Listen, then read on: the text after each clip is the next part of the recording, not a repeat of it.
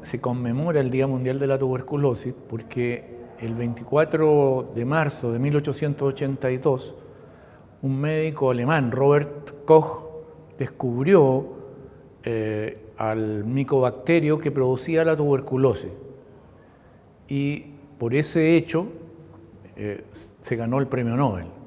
Por eso se conmemora ese día.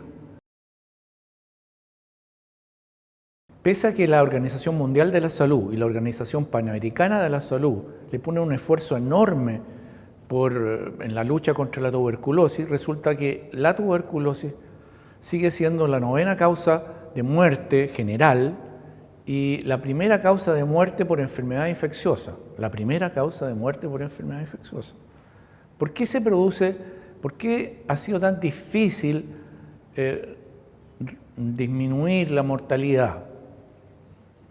Porque la gente no piensa en la tuberculosis, considera que ya no es tan frecuente, incluso a nivel médico pasa esa situación, de tal manera que a veces sucede que el paciente ingresa al hospital por otra causa y la gente no pide un examen capital para hacer el diagnóstico, que es la baciloscopía de esputo.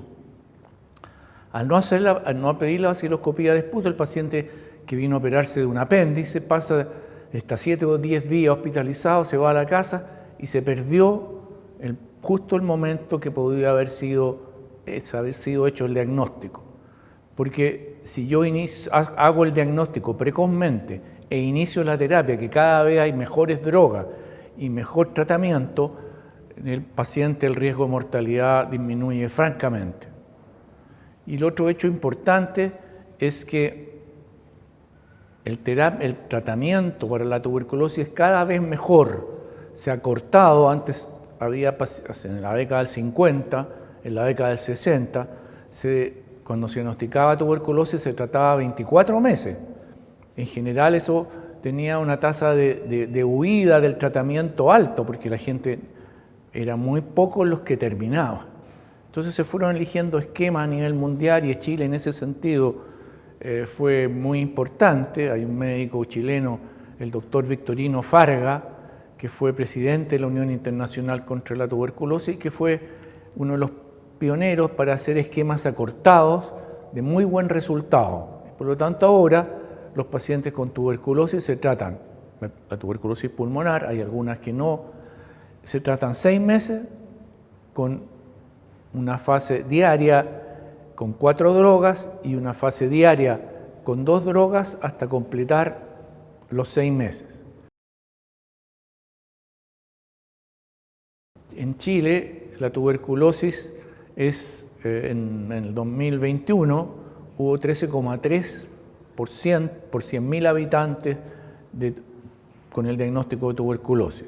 Si bien ha estado disminuyendo lentamente, no al promedio que uno le gustaría, que debería ser por lo menos 5% anual, se produjo un rebrote ligado al COVID, porque el COVID hizo que la gente, como ha sucedido con los cánceres, etcétera, no preste atención, no haga los exámenes porque estamos todos trabajando con el COVID, por decirlo así.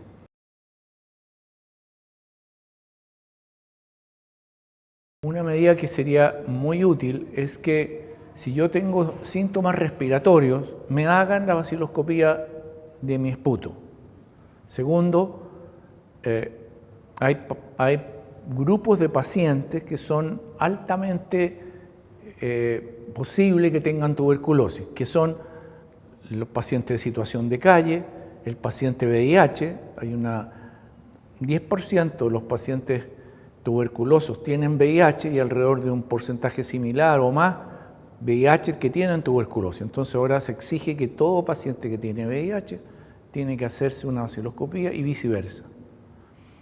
Los pacientes con enfermedades crónicas y nuestra población, que está aumentando cada vez más en edad, tienen más tasa de diabetes, más tasa de falla renal y por lo tanto en esos pacientes la frecuencia de tuberculosis es más alta. Entonces mi consejo es, si soy sintomático respiratorio, tomar la baciloscopía de Koch, y si soy de población de riesgo, como algunas de las que mencioné, con más insistencia se haga el examen.